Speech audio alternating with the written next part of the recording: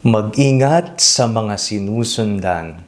Ako po si Father Fiel Pareha at ito po ang ating segment, ang Daily Devotion, na kung saan tayo po ay magdarasal, magbabasa at magninilay kasama ng salita ng Diyos sa buong taon. Manalangin tayo. Sa ngalan ng Ama, ng Anak at ng Espiritu Santo. Amen. Halina, banal na Espiritu, liwanagan mo ang aming puso at isip nang maunawaan at may sa buhay namin ang iyong salita. Amen.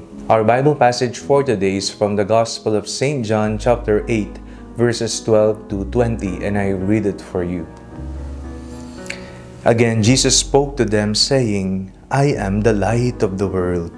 Whoever follows me will never walk in darkness, but will have the light of life. Then the Pharisees said to him, You are testifying on your own behalf. Your testimony is not valid. Jesus answered, Even if I testify on my own behalf, my testimony is valid because I know where I have come from and where I am going. But you do not know where I come from or where I am going. You judge by human standards. I judge no one. Yet, even if I do judge, my judgment is valid, for it is not I alone who judge, but I and the Father who sent me. In your law, it is written that the testimony of two witnesses is valid. I testify on my own behalf, and the Father who sent me testifies on my behalf. Then they said to him, Where is your Father? Jesus answered, You know neither me nor my Father. If you knew me, you would know my Father also. He spoke these words while he was teaching in the treasury of the temple, but no one arrested him, because his hour had not yet come. Sino-sino po ang inyong mga sinusundan? Yan man ay sa internet, sa social media, sa mga paborito po ninyong mga content creator, influencers, or vloggers, ano ba ang nagustuhan mo?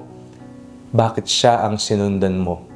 Ikaw ba'y mahilig sa travel vlogs? Ikaw ba'y mahilig sa pagluluto, sa adventure, sa mga iba't ibang tutorial o mga life hacks sa buhay?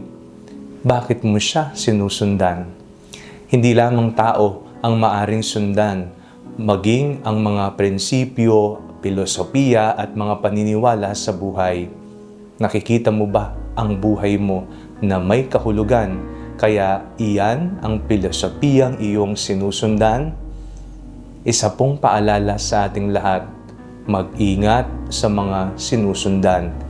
Baka maging katulad ka niya o kaya naman maligaw ang iyong landas sa hindi mo inaakalang pagkakataon. Sa ating pong binasang Ebanghelyo, napakinggan po natin ang ating Panginoong Jesucristo na nagwika, I am the light of the world. Ako ang liwanag ng mundo. Whoever follows me will never walk in darkness but will have the light of life. Ang sino man na sumusunod sa akin ay hindi na maglalakad pa sa kadiliman but will have the light of life. Liwanag, kaliwanagan ng buhay. Kung si Kristo ang ating susundan, yan man ay maging ang kanyang mga salita, katuruan, mga prinsipyo at filosofiya na ating mababasa sa banal na kasulatan, hindi po tayo maliligaw ng landas sa buhay. Tayo ay magkakaroon ng kaliwanagan. At ito po ang pangako niya sa mga sumusunod sa Kanya. Sana po, pangarapan po nating makamit ang liwanag na tinutukoy ng ating Panginoong Hesus. Nang sa ganon, hindi po tayo maligaw o madiliman sa landas na ating tinatahak at tayo ay mapayapang makakarating sa tunay nating tahanan sa kalangitan. Manalangin tayo. Panginoong Hesukristo, kayo po ang liwanag ng mundo. Liwanagan mo po ang aming mga nadidilimang mga puso. Amen.